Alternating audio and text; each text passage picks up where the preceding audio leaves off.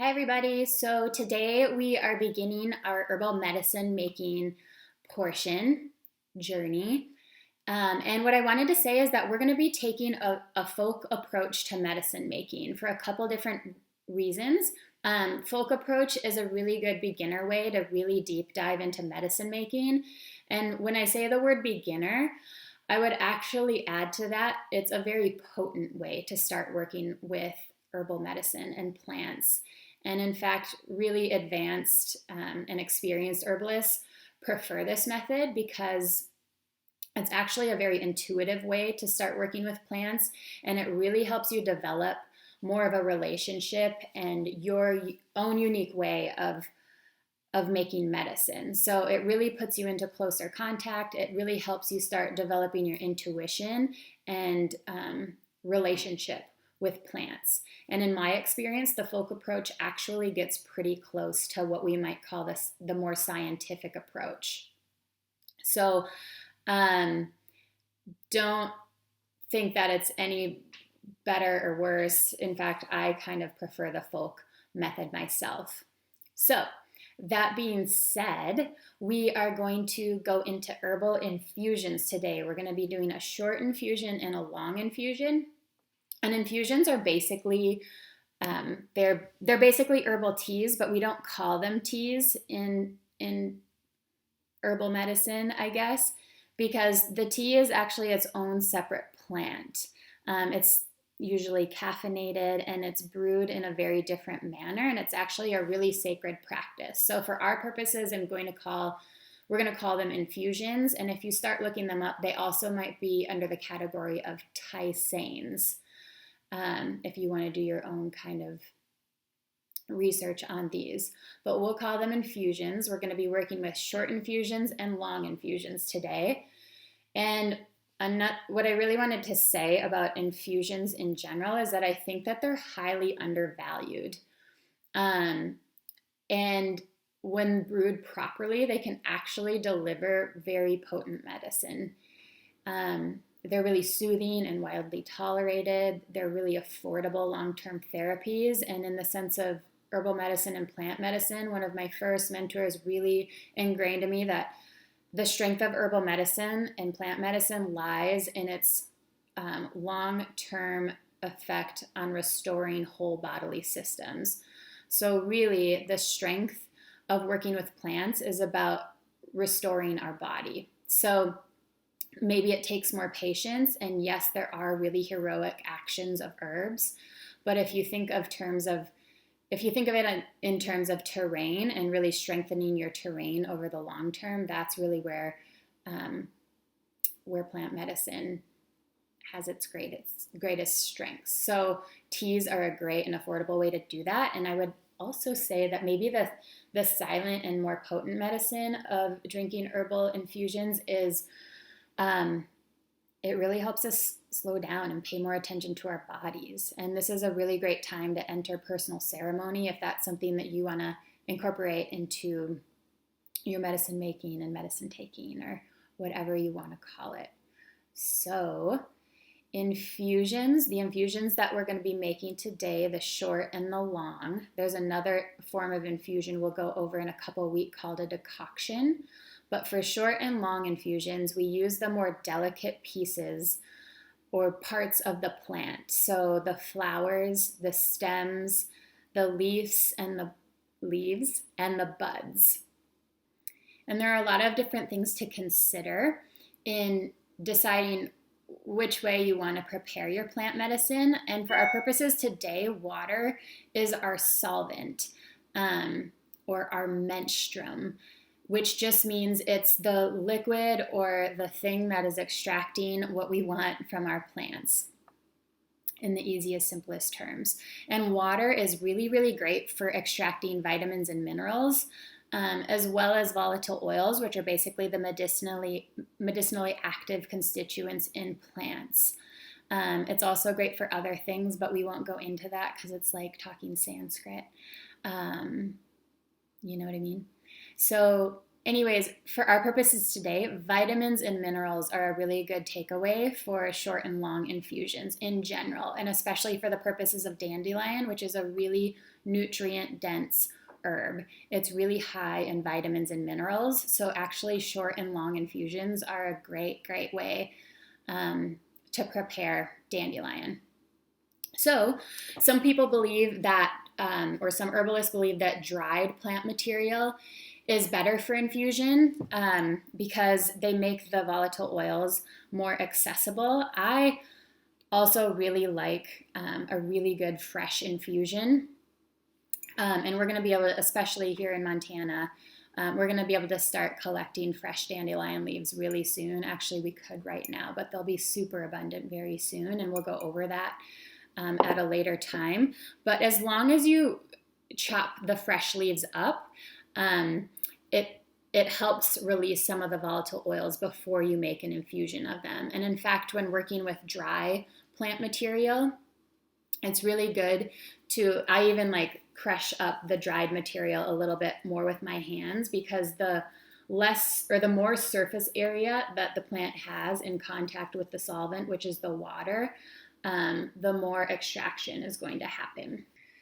Okay, so some things to consider when making your infusions are the vessel that you make it in. So some good materials would be glass, porcelain, stainless steel, or some sort of glazed earthware, as opposed to maybe like aluminum or tinned iron or other metallic vessels that might tend to leach in the heating process. So we're going to start with some boiled or nearly boiled water. So the hotter the better for short and long infusions, because the heat of the water, the hotter the water, the more flavor and compounds that you're going to extract, at least for the purposes of a hot infusion. We can do cold infusions too, which we're not going to do with dandelion, but for the purposes of the hot, we're working with boiled or nearly boiled water. It just tends to be a stronger menstruum or solvent, like we talked about. It's not always the best, but for these purposes, it is the best, especially vitamins and minerals. Okay, so we already spoke about crushing up your plant material to help release some of the volatile oils. So this is already, what we would call like a cut and sifted herb, and it is dried. So we're going to work with dried. And as far as how much to put in there, that's where the folk method gets really fun. I would say that the standard pharmacopoeia method would be 1 part dried herb to 20 parts water. I'm more of a 1 tablespoon to 8 ounces of water kind of girl, especially when I'm working with nutrient dense plants, right? So the more we have, the more vitamins and minerals we have to work with. And of course, there's a stopping point to that. So I like to eyeball it, but I would say I'm more of a heaping, tablespoon to 8 ounces of water. So we're working with a glass mason jar today, and basically things to consider with glass is that it can break with hot water. So I like to heat my glass up and usually put it in the sink just in case it does crack. If you have a teapot, you can also work with that might have a strainer in it and then something to cover it. But there is an opening in traditional teapots. So I like things that I can actually cap with a tight lid to help save some of the volatile oils, the medicinal properties that might kind of leach out in the brewing process.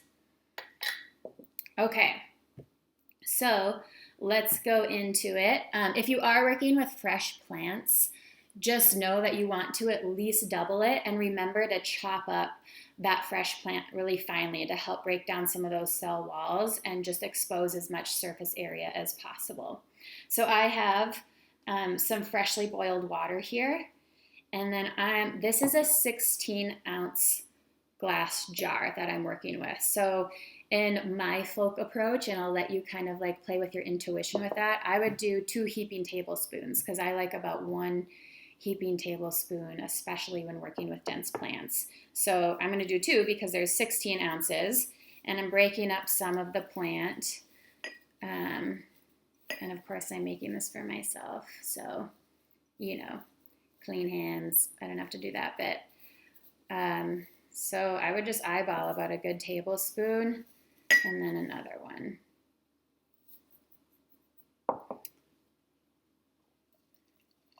Ooh, the effects.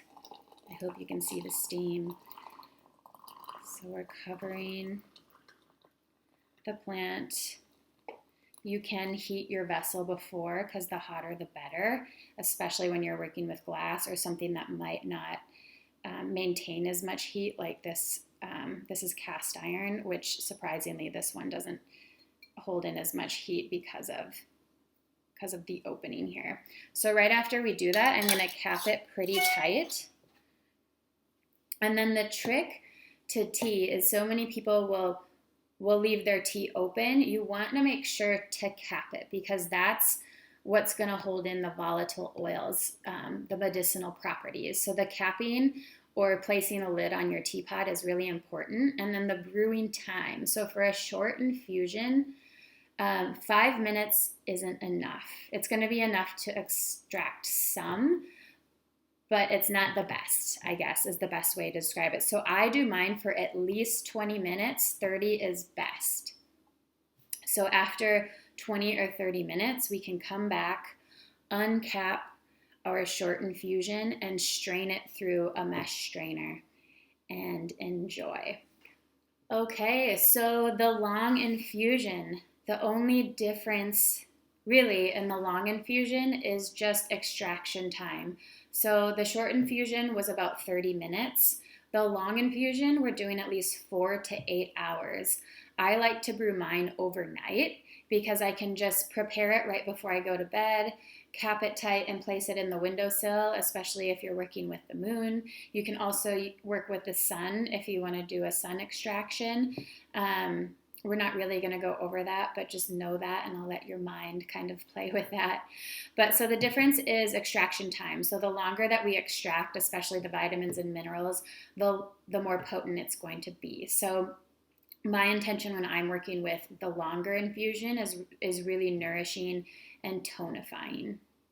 So this is a quart jar, which I like to work with because if you're working with like the nurturing and nourishing portions of a plant, 2 to 3 cups a day, it can be drank in place of water, is a good kind of dose. Same goes with the short infusions, by the way. So this is about a half a cup of herb, maybe a little bit more. And I've already kind of worked it. It's broken down, cut and sifted pretty small. You don't necessarily have to do this when it's already in this form, but it's a nice way to make contact with the plant. I've got my freshly boiled water here. Ooh. Make sure you cover all the plant material.